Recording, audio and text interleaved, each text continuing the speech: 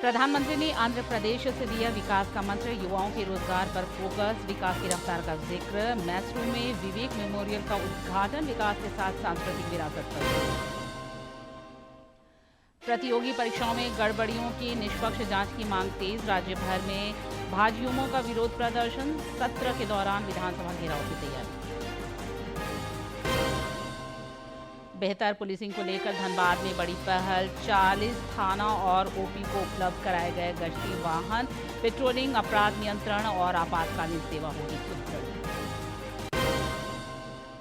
मजबूत होती देश की अर्थव्यवस्था, यूपीआई लेन देन में जुलाई में 22% तक की बढ़ोतरी, जीएसटी संग्रह 2,11,000 करोड़ रुपए के पार।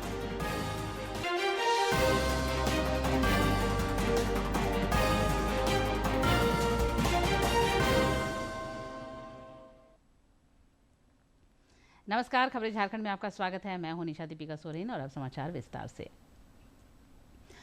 प्रधानमंत्री नरेंद्र मोदी ने कर्नाटक के मैसूरू में स्वामी विवेकानंद सांस्कृतिक युवा केंद्र विवेक स्मारक का आज उद्घाटन किया।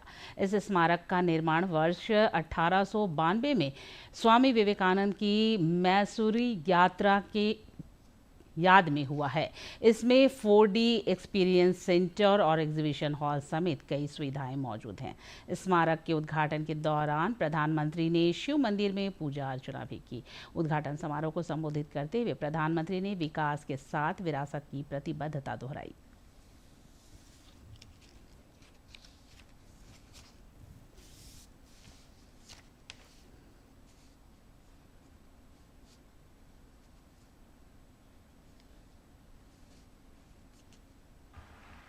साथियों,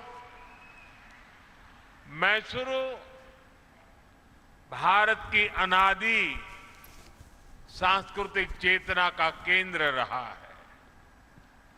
यहाँ के मंदिर, यहाँ की परंपराएं और उत्सव, मैसूरू का दशहरा, यहाँ के भव्य महल, इसका संगीत और साहित्य, भारत की विरासत इस शहर के कण कण में रची बसी है। और ये देखकर बहुत संतोष मिलता है कि इस शहर ने इस विरासत को उसी कुशलता से सहेजा भी है, संवारा भी है। श्री रामकृष्ण आश्रम और स्वामी विवेकानंद जी की स्मृतियां भी मैसूरू की विरासत का ही एक समृद्ध हिस्सा है। कुछ देर पहले मैं उस ऐतिहासिक भवन में भी गया था जहां स्वामी विवेकानंद जी ने अपने प्रवास के दौरान कुछ समय बिताया था। कर्नाटका के कितने ही विद्वान और मनीषी इस स्थान से जुड़े रहे हैं। राष्ट्र कवि कुवेंपु जैसे महापुरुष जब मैसूर में थे, उनका भी रामकृष्ण आश्रम से गहरा जुड़ाव था।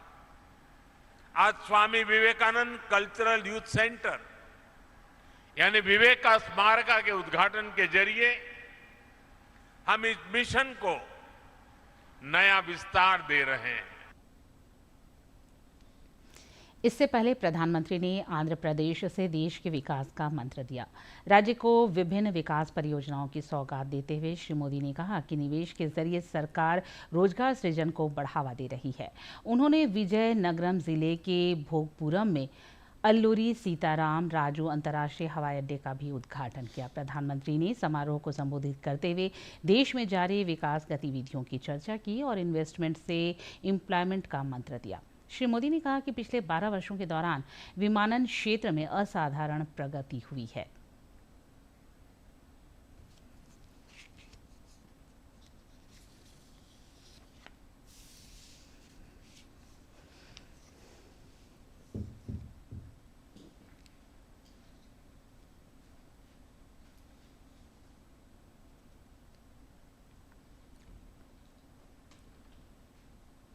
आंध्र प्रदेश हमेशा भविष्य की सोच रखने वाला प्रदेश रहा है।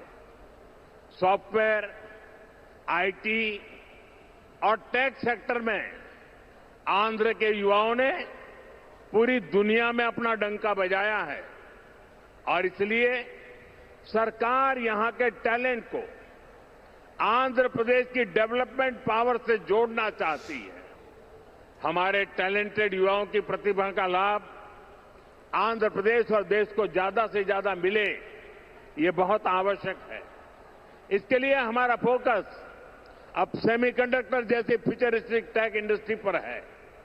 विशाखापट्टनम में नए सेमीकंडक्टर प्लांट का शिलान्यास इसी दिशा में एक बहुत बड़ा कदम है। चंद्रबाबू के नेतृत्व में हमारा आंध्र अब सॉफ्टवेयर के साथ साथ मैन्युफैक्चरिंग का भी हब बनेगा। इससे आंध्र में फ्यूचरिस्टिक जॉब्स तैयार होगी, टेक इंडस्ट्रीज के लिए नया वातावरण तैयार होगा। साथियों, वर्ल्ड इकोनॉमी में कहीं भी किसी भी ग्रोथ सेंटर का निर्माण सिर्फ एक फैक्ट्री से नहीं हो सकता। उसके लिए एक पूरे इकोसिस्टम की जरूरत होती है। आज आंध्र प्रदेश में हम ग्रोथ का वही इकोसिस्टम तैयार कर रहे हैं। चंद्रबाबू नायडू जी व्यक्तिगत स्तर पर दिन रात मेहनत करते हैं। इसी का परिणाम है आज दुनिया की कई बड़ी बड़ी कंपनियां यहां निवेश करने के लिए आना चाहती हैं। प्रतियोगी परीक्षाओं में कथित गड़बड़ी को लेकर भारतीय जनता युवा मोर्चा ने आज राज्य भर में प्रदर्शन किया। धनबाद में भाजयुमो के नेताओं ने धरना प्रदर्शन के साथ ही समाहरणालय तक पैदल मार्च किया और उपायुक्त को ज्ञापन सौंपा। जेपीएससी और जेएसएससी की प्रतियोगी परीक्षाओं में कथित अनियमितताओं के विरोध में भाजयुमो कार्यकर्ताओं ने धनबाद समाहरणालय तक आक्रोश प्रदर्शन और पैदल मार्च निकाला। इस दौरान कार्यकर्ताओं ने राज्य सरकार के खिलाफ नारेबाजी की और परीक्षाओं में पारदर्शिता सुनिश्चित करने और दोषियों के खिलाफ कार्रवाई की मांग की। जेपीएससी की जांच बेहतर ढंग से हो और जेपीएससी में इस प्रकार का जो कारनामा किया गया, सरकार को अविलंब इस्तीफा देना चाहिए और यहाँ के शिक्षा मंत्री को तो अविलंब इस्तीफा देना चाहिए। युवा भाजपा के जिलाध्यक्ष नित्यानंद मंडल ने आरोप लगाया कि प्रतियोगी परीक्षाओं में कथित अनियमितताओं से लाखों युवाओं का भविष्य प्रभावित हो रहा है। उन्होंने कहा कि सरकार को युवाओं के हितों की रक्षा करते हुए निष्पक्ष कार्रवाई करनी चाहिए। भाजपा प्रदेश कार्यकारिणी समिति के सदस्य संजीव अग्रवाल ने भी सरकार से इस मुद्दे पर जवाबदेही तय करने की मांग की। उन्होंने कहा कि प्रतियोगी परीक्षाओं की निष्पक्षता और अभ्यर्थियों का विश्वास बनाए रखने के लिए प्रभावी कदम उठाना जरूरी है। पिछले 7 साल से जेपीएससी में सिर्फ घोटाला ही घोटाला हो रहा है और इसके लिए सरकार जवाबदेह है। आप बच्चों को इमोशन के साथ खिलवाड़ करके नीट के खिलाफ आंदोलन किए, आज आप इसकी जवाबदेही क्यों नहीं ले रहे हैं? और शिक्षा मंत्री को और मुख्यमंत्री को जवाब देना चाहिए और अविलंब शिक्षा मंत्री का इस्तीफा सरकार को लेना चाहिए। प्रदर्शन के दौरान भाजपा नेताओं ने प्रतियोगी परीक्षाओं में कथित अनियमितताओं की निष्पक्ष जांच, दोषियों पर सख्त कार्रवाई और भर्ती प्रक्रिया में पारदर्शिता सुनिश्चित करने की मांग दोहराई। धनबाद से शरद चंद्र की रिपोर्ट। जेपीएससी और जेएसएससी परीक्षाओं में कथित घोटालों और अनियमितताओं के विरोध में भारतीय जनता युवा मोर्चा की ओर से गिरिडीह में भी आक्रोश मार्च निकाला गया। पपरवाटांड से शुरू हुआ मार्च समाहरणालय पहुंचा, जहां बड़ी संख्या में भाजपा कार्यकर्ता, विद्यार्थी और आमजन शामिल हुए।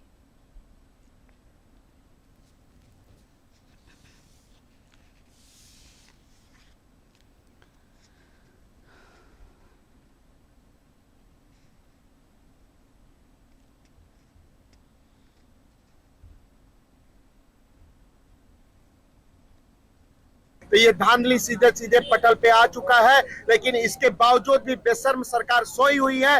छात्र वहां रांची में बैठे हुए हैं, लगातार रात दिन वो वहां पे धरना पे हैं, लेकिन उसके बाद भी हेमंत सरकार चुपचाप आंख पे पट्टी बांधने के लिए सीआईडी का नाम लेके, सीआईडी को सामने लेके सारे साक्ष्य मिटाने की कोशिश कर रही है। हम सीबीआई जांच की मांग करते हैं। समाहरणालय गिरिडीह उपायुक्त के समक्ष धरना प्रदर्शन किया गया है और हम लोग जोरदार धरना प्रदर्शन तब तक ये जारी रखेंगे जब तक हमारा झारखंड सरकार इसका सुनवाई नहीं करेंगे। राज्य सरकार से कहेंगे कि आपने जिस प्रकार चुनाव में वादा किए थे 5 लाख युवाओं को नौकरी देंगे, नौकरी नहीं दे पाएंगे, तब पेंशन के रूप में भत्ता देंगे 3,000 से 5,000 रुपये। आप हर चीज में नाकाम है, इसलिए आपकी सरकार चलाने में अक्षम है। आप तत्काल तुरंत इस्तीफा दे दें।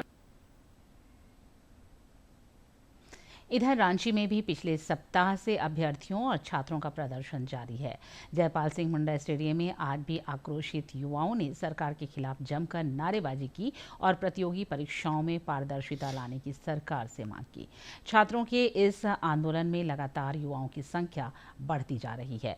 प्रदर्शनकारी छात्र जेपीएससी और जेएसएससी में रिफॉर्म की मांग भी कर रहे हैं। न्यायपालिका से मेरा विनम्र अनुरोध है, यहाँ आप पिछले 5 या 6 दिनों से देख रहे हैं कि हमारे सपनों को कुचला जा रहा है। जेपीएससी जैसे संवैधानिक संस्था और जेएसएससी जैसे संस्थाओं में खुलेआम नौकरियां बेची जा रही है और अभी तक आपकी चुप्पी हम लोग को खेत पहुंचा रहा है कि प्लीज़ आप उठिए और हम लोग के बातों को, चूंकि सरकार तो सीरियसली ले नहीं रही है, तो एक आखिरी उम्मीद आप ही हैं, आप हम लोग के बात को सुनिए और जो हमारे मुद्दे हैं जैसे जेएसएससी सीजीएल, सबसे पहले तो उसको रद्द कीजिए और जेपीएससी सिर्फ 14th नहीं 11 to 13th सबसे पहले उसको रद्द कीजिए और गिरफ्तारी सिर्फ ख्यांगते सर से पहले मैडम नीलिमा करकेट्टा का होना चाहिए। जिस तरह से जेपीएससी में धांधली हुई है, हम लोग बोल रहे थे सीबीआई और ईडी की हम लोगों को मांग है और जितनी अभी तक हेमंत सोरेन के कार्यकाल में मतलब 19 से लेकर अब तक जितनी भी परीक्षा हुई है, जो टीडीपीएल कंपनी है जो पूरे देश भर में बैन किया गया है, उसको हम लोग बैन करने की मांग कर रहे हैं और जेपीएससी जो जेएसएससी इसको पूरी तरह से रद्द किया जाए। जितनी भी एग्जाम्स ब्लैकलिस्टेड टीडीपीएल कंपनी के माध्यम से हुई है, उन सभी परीक्षाओं को तत्काल प्रभाव से रद्द किया जाए, सीबीआई और ईडी से जांच करवाई जाए और 90 दिन के अंदर फास्ट ट्रैक कोर्ट के माध्यम से हमको न्याय दिलाने का कार्य किया जाए। तारीख पे तारीख का हिसाब हम छात्रों को नहीं चाहिए। हम जेन्युइन छात्र हैं, हमारी सारी मांगे जायज़ है। हम कितना दुर्योग है यह कि जो लोकतांत्रिक देश में कि सिर्फ मांग है कि पारदर्शिता के साथ एग्जाम लीजिए, उसके लिए हमें सड़क पर बैठना पड़ रहा है।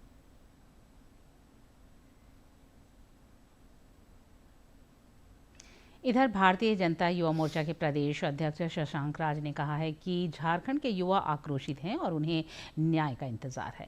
उन्होंने कहा कि भाजयुमो सड़क से सदन तक सरकार को घेरने का काम करेगी ताकि युवाओं के हितों की रक्षा हो सके। झारखंड में कोई विषय उठने लगता है तो लोग राजनीतिकरण करते हैं और राजनीतिकरण करके विषय को बार बार भटकाने का प्रयास करते हैं। इसलिए बार बार ये विषय भटकाने का प्रयास नहीं होगा। जेपीएससी और जेएसएससी को रिफॉर्म जरूरी है और उस रिफॉर्म के तहत इस राज्य के मुखिया को भी सोचना होगा, संवाद करना होगा, बात करना पड़ेगा और जितनी भी गलतियां हुई है पूर्व में सारे को सुधारना पड़ेगा। एजेंसी के माध्यम से नए एजेंसी को लाना पड़ेगा, टीसीएस जैसी एजेंसी को, ताकि पूरी तरह से जेएसएससी और जेपीएससी रिफॉर्म हो सके। और कोई पॉलिटिकल पार्टी का यह आंदोलन नहीं, ये छात्रों का आंदोलन है। हाँ, अब हम विपक्ष में हैं तो हम छात्रों के साथ हर पल खड़े हैं। नेता प्रतिपक्ष बाबूलाल मरांडी प्रतियोगी परीक्षाओं में गड़बड़ियों के मुद्दे पर सोशल मीडिया के जरिए राज्य सरकार पर तीखा हमला बोल रहे हैं। उन्होंने एक वीडियो साझा कर सरकार को घेरते हुए कहा कि सूखे चावल खाकर भी झारखंड के गरीब, आदिवासी और ग्रामीण छात्र अपने भविष्य की लड़ाई लड़ रहे हैं। श्री मरांडी ने आरोप लगाया कि राज्य में नौकरियां बेची जा रही हैं, जिससे युवाओं का भविष्य प्रभावित हुआ है। मुख्यमंत्री मामले की निष्पक्ष जांच कराएं और जवाबदेही तय कराएं ताकि युवाओं तथा अभ्यर्थियों को न्याय मिल सके। नेता प्रतिपक्ष ने कहा कि नौकरी की उम्मीदें छीनी जा सकती हैं, लेकिन इन छात्रों का हौसला नहीं। संघर्ष जितना लंबा होगा, न्याय की मांग उतनी बुलंद होगी।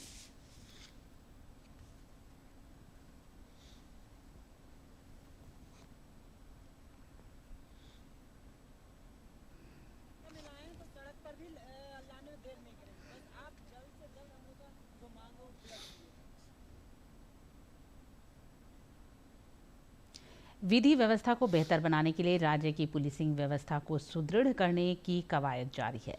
इस सिलसिले में धनबाद में बड़ी पहल हुई है। जिले के 40 थानों और ओपी को नए गश्ती वाहन उपलब्ध कराए गए हैं।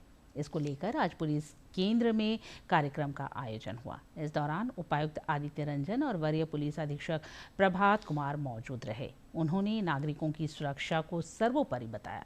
इन वाहनों से जिले में पेट्रोलिंग, अपराध नियंत्रण और आपातकालीन सेवाएं मजबूत होंगी।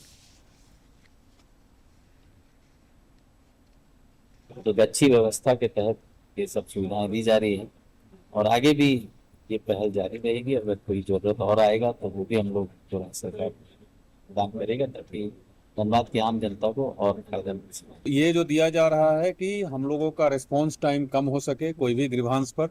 इसके अलावा विधि व्यवस्था की स्थिति में हो, क्रिमिनल्स के को रेड करने की स्थिति में हो या नॉर्मल गश्ती करने का हो, सब में रिस्पांस टाइम काफी बढ़िया हो सके। जो पब्लिक की शिकायत है उस शिकायत का निवारण कम से कम समय में हो सके।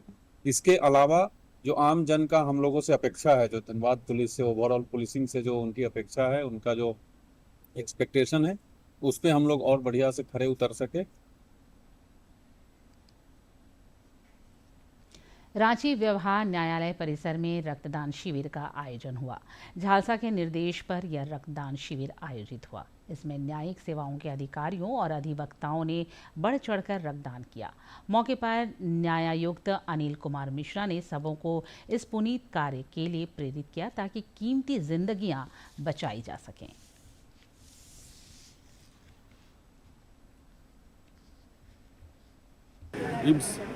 के सहयोग से यह कैंप का यहाँ आयोजन किया गया ताकि ज़रूरतमंद जो लोग भी हैं जिनकी भी लाइफ सेविंग की जा सके, उसके लिए जो है ये ब्लड जितना अधिक से अधिक वो लोग वॉलंटियर करके दें ताकि इस बड़े जो है पुण्य कार्य के लिए सबका सहयोग हो। और इसमें किसकी जान बच सकती है ये कोई नहीं जानता है, लेकिन ये एक बहुत बड़ा जो है मानवता के प्रति कर्तव्य है। भारतीय अर्थव्यवस्था लगातार मजबूत हो रही है। जीएसटी संग्रह भी लगातार बढ़ रहा है। जुलाई में भारत का कुल सकल जीएसटी संग्रह सालाना आधार पर करीब 15.5% बढ़ा है। 2026 में देश का सकल जीएसटी संग्रह 2.11 लाख करोड़ रुपए रहा है, जो पिछले वर्ष जुलाई के 1.83 लाख करोड़ रुपए की तुलना में 15.4% अधिक है। यह लगातार बेहतर कर अनुपालन, बढ़ती आर्थिक गतिविधियों और आयात से मजबूत राजस्व का संकेत माना जा रहा है। घरेलू स्रोतों से जीएसटी संग्रह 1.44 लाख करोड़ रुपए रहा, जबकि आयात से 66,511 करोड़ रुपए का राजस्व प्राप्त हुआ, जिसमें 28.8% की उल्लेखनीय बढ़ोतरी दर्ज की गई। जुलाई के दौरान सरकार ने करीब 29,968 करोड़ रुपए का रिफंड भी जारी किया। इसके बाद शुद्ध जीएसटी संग्रह 1.81 लाख करोड़ रुपए रहा, जो पिछले साल की तुलना में 15.8% अधिक है। राज्यवार आंकड़ों में हरियाणा, गुजरात, तेलंगाना, उत्तर प्रदेश, महाराष्ट्र और कर्नाटक ने बेहतर प्रदर्शन किया। अप्रैल 2026 के बाद जुलाई 2026 इस वर्ष का दूसरा सबसे बड़ा जीएसटी संग्रह रहा, जो अर्थव्यवस्था में लगातार मजबूती और बढ़ती कारोबारी गतिविधियों का सकारात्मक संकेत देता है।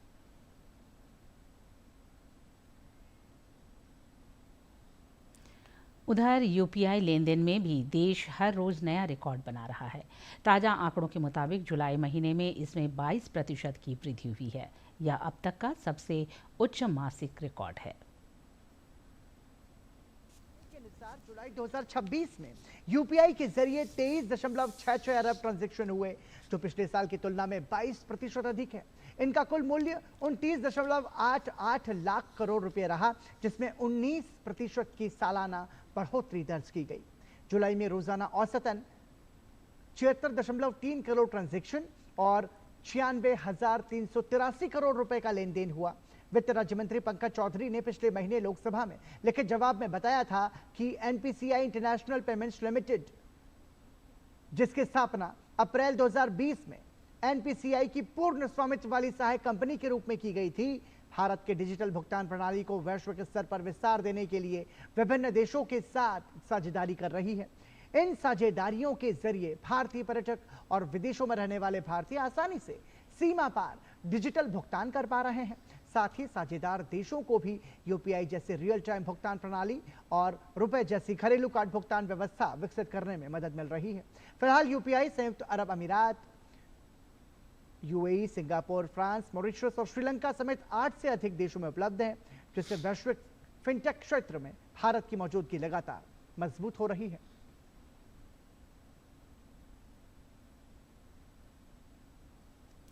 सरकारी तेल कंपनियों ने होटल उद्योगों और छोटे व्यापारियों को बड़ी राहत दी है। 19 किलोग्राम वाले कमर्शियल एलपीजी सिलेंडर की कीमत में 202 रुपये से 209 रुपये तक की कटौती की गई है। यह लगातार दूसरा महीना है जब कमर्शियल सिलेंडर सस्ता हुआ है। घरेलू एलपीजी सिलेंडर के मूल्य में कोई बदलाव नहीं हुआ है। आज 1 अगस्त से लागू नई कीमतों के तहत दिल्ली में 19 किलो वाला कमर्शियल एलपीजी सिलेंडर 202 रुपये सस्ता हो गया है, जबकि कोलकाता में इसकी कीमत 209 रुपये घटाई गई है। लगातार दूसरे महीने हुई इस कटौती से होटल, रेस्टोरेंट, कैटरिंग और अन्य व्यावसायिक प्रतिष्ठानों की परिचालन लागत में कमी आने की उम्मीद है। हालांकि घरेलू एलपीजी सिलेंडर की कीमतों में कोई बदलाव नहीं किया गया। इससे पहले जुलाई में भी ऑयल मार्केटिंग कंपनीज ने कमर्शियल एलपीजी सिलेंडर के दाम घटाए थे। देश में 31 जुलाई तक 5.9 करोड़ से ज़्यादा आईटीआर फाइल हुए हैं। आयकर विभाग ने करदाताओं के टैक्स अनुपालन की सराहना की है। पिछले वित्तीय वर्ष के लिए कल कुछ श्रेणियों में आयकर भरने की आखिरी तिथि थी। असेसमेंट ईयर 2026-27 के लिए 31 जुलाई की डेडलाइन तक 5.9 करोड़ से ज्यादा इनकम टैक्स रिटर्न फाइल किए गए, जो टैक्स पेयर्स की तरफ से मिले अच्छे रिस्पॉन्स को दिखाता है। हालांकि यह संख्या असेसमेंट ईयर 2024-25 में इसी डेडलाइन तक फाइल किए गए रिकॉर्ड 7.28 करोड़ रिटर्न से कम है। आयकर विभाग ने सोशल मीडिया प्लेटफॉर्म एक्स पर बताया, आकलन वर्ष 2026-27 के लिए 31 जुलाई तक 5.9 करोड़ से अधिक आयकर रिटर्न दाखिल किए जा चुके हैं। विभाग ने सभी करदाताओं का धन्यवाद दिया और कहा है कि उनका विश्वास और समय पर किया गया कर अनुपालन भारत की विकास यात्रा को नई गति दे रहा है। चाईबासा में दिशम गुरु शिबू सोरेन की प्रतिमा स्थापित किए जाने को लेकर विवाद गहरा गया है। प्रतिमा स्थापित करने के विरोध में कुछ आदिवासी संगठनों ने प्रदर्शन किया, जबकि झारखंड मुक्ति मोर्चा ने इसे राजनीति से प्रेरित बताया। दोनों पक्षों के आमने सामने आने के बाद पुलिस को हस्तक्षेप करना पड़ा। चाईबासा के टाटा रोड बाईपास चौक पर दिशम गुरु शिबू सोरेन की प्रतिमा स्थापित किए जाने की घोषणा के बाद कुछ आदिवासी संगठनों ने इसका विरोध शुरू कर दिया। प्रदर्शनकारियों का कहना है कि इस स्थान पर स्थानीय वीर शहीदों की प्रतिमा स्थापित की जानी चाहिए। इसी मांग को लेकर उन्होंने निर्माण स्थल के पास प्रदर्शन किया। शिबू सोरेन हमारे दिशम गुरु हैं, पद्मश्री से सम्मानित हैं। उनका हम सम्मान करते हैं, उनका आदर्श करते हैं। उनके आदर्श के बदले आज हम लोग जल जंगल जमीन की लड़ाई लड़ रहे हैं। उनका प्रतिमा हम चाहते हैं कि विधानसभा में सबसे बड़ा आदमकद बने, उससे बड़ा सम्मान और क्या हो सकता है। लेकिन अगर आज यहाँ शिबू सोरेन भी नहीं चाहते होंगे कि यहाँ पे उनका लगे, वो चाहते हैं कि यहाँ पे कोल्हान की लड़ाई जिन्हें अपनी बलिदान दिया, अपनी खून की आहुति दी, उनका लगे। दूसरी ओर जिला प्रशासन की ओर से चिन्हित स्थल पर झामुमो की देखरेख में निर्माण कार्य जारी है। झामुमो जिलाध्यक्ष सोना देवगम ने आरोप लगाया कि विरोध करने वाले स्थानीय ग्रामीण नहीं हैं और यह विरोध राजनीतिक उद्देश्य से किया जा रहा है। यहाँ के अस्थायी जो भी रैयत है, यहाँ के जो मौजा के लोग हैं, जो इस ग्राम सभा के सदस्य, उनको खुशी है, उनको इस गुरु जी का प्रतिमा स्थापित होने पर कोई आपत्ति नहीं है। ये सारे लोग दूसरे जगहों से आकर के अनावश्यक रूप से यहाँ की माहौल को खराब करना चाहते हैं किसी के इशारे पर। प्रदर्शन के दौरान झामुमो कार्यकर्ताओं और प्रदर्शनकारियों के बीच तनाव बढ़ गया, जिसके बाद पुलिस ने हस्तक्षेप किया। स्थिति को नियंत्रित करने के लिए प्रदर्शनकारियों को हिरासत में लिया गया है। सदर अनुमंडल पदाधिकारी संजय कुमार ने कहा कि प्रतिमा स्थापना का कार्य राज्य सरकार के निर्देश पर किया जा रहा है और इससे पहले किसी अन्य प्रतिमा स्थापना के लिए कोई औपचारिक आवेदन प्राप्त नहीं हुआ था। अवसर है सभी को सम्मान देने का और उनको भी हमने यही अनुरोध किया है कि आप उचित स्थान का तय करें जिला प्रशासन उसके लिए सतत आपके साथ। घटना के बाद मौके पर बड़ी संख्या में पुलिस बल की तैनाती की गई है। प्रशासन का कहना है कि क्षेत्र में कानून व्यवस्था बनाए रखने के लिए सुरक्षा व्यवस्था कड़ी कर दी गई है और स्थिति पर लगातार नजर रखी जा रही है। चाईबासा से दिलीप कुमार बनर्जी की रिपोर्ट। रांची की महापौर रोशनी खलको की अध्यक्षता में सखुआ महोत्सव की तैयारियों को लेकर महत्वपूर्ण बैठक हुई। इस महोत्सव के दौरान सखुआ के साथ साथ झारखंड की प्राकृतिक विरासत से जुड़े अन्य स्थानीय वृक्षों, महुआ, पलाश, कुसुम के भी पौधे लगाए जाएंगे। महापौर ने कहा कि महोत्सव की शुरुआत 2100 महादेव स्थल चुटिया से इसका शुभारंभ होगा। बैठक में उप महापौर नीरज कुमार और सभी वार्डों के पार्षद भी मौजूद थे।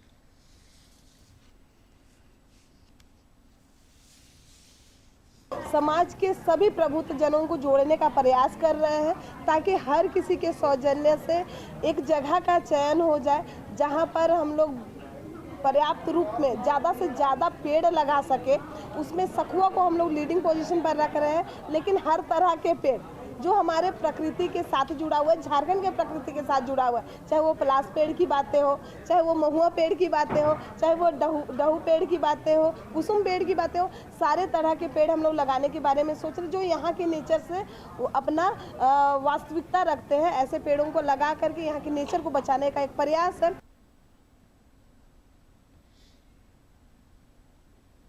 सावन के पवित्र महीने में पूजा अर्चना और जलार्पण के लिए लगातार भक्त बाबा धाम पहुंच रहे हैं। आज सुबह 4:15 बजे मंदिर का पट खुलते ही जलार्पण का सिलसिला शुरू हुआ। इस दौरान शिव भक्तों के हर हर महादेव और ओम नमः शिवाय तथा बोल बम की गूंज से कांवरिया रूट लाइन गुंजायमान रहे। खास और आम सभी बाबा की भक्ति में लीन हैं। अब बाबा धाम में पहली सोमवारी की तैयारियां भी तेज हो गई हैं।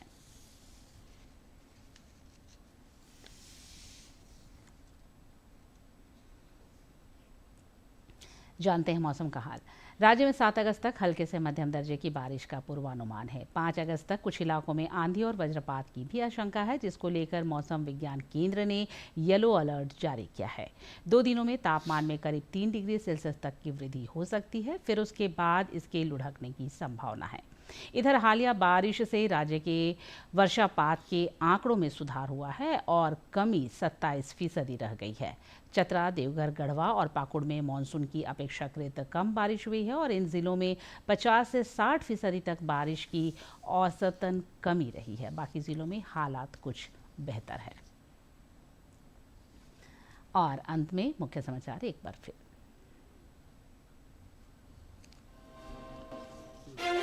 प्रधानमंत्री ने आंध्र प्रदेश से दिया विकास का मंत्र, युवाओं के रोजगार पर फोकस, विकास की रफ्तार का जिक्र। मैसूर में विवेक मेमोरियल का उद्घाटन, विकास के साथ सांस्कृतिक विरासत पर जोर। प्रतियोगी परीक्षाओं में गड़बड़ियों की निष्पक्ष जांच की मांग तेज, राज्य भर में भाजयुमों का विरोध प्रदर्शन, सत्र के दौरान विधानसभा घेराव की तैयारी। बेहतर पुलिसिंग को लेकर धनबाद में बड़ी पहल, 40 थाना और ओपी को उपलब्ध कराए गए गश्ती वाहन, पेट्रोलिंग, अपराध नियंत्रण और आपातकालीन सेवा होगी सुदृढ़। मजबूत होती देश की अर्थव्यवस्था, यूपीआई लेन देन में जुलाई में 22% तक की बढ़ोतरी, जीएसटी संग्रह 2,11,000 करोड़ रुपए के पार।